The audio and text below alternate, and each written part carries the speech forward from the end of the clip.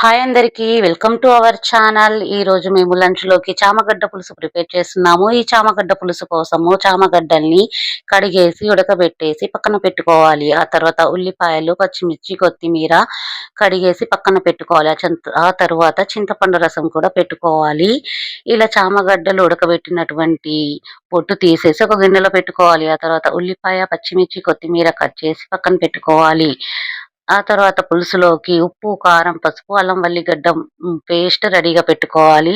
ఇప్పుడు పులుసు కోసం స్టవ్ మీద గిన్నె పెట్టేసి ఆయిల్ వేసి హీట్ ఎక్కనివ్వాలి. ఆయిల్ హీట్ ఎక్కాక అందులోకి సన్నగా తరిగినటువంటి ఉల్లిపాయ ముక్కలు, పచ్చిమిర్చి, కొత్తిమీర వేసి బాగా మగ్గనివ్వాలి.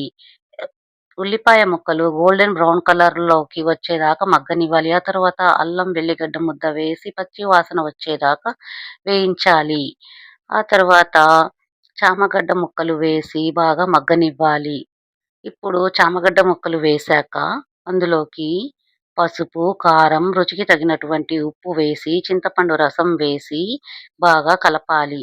చింతపండు రసం వేసేటప్పుడు పులుపుదనం చూసుకొని వాటరేస్తూ ఉండాలి. ఇలా వాటరేశాక బాగా ఉడకనివ్వాలి పులుసుని.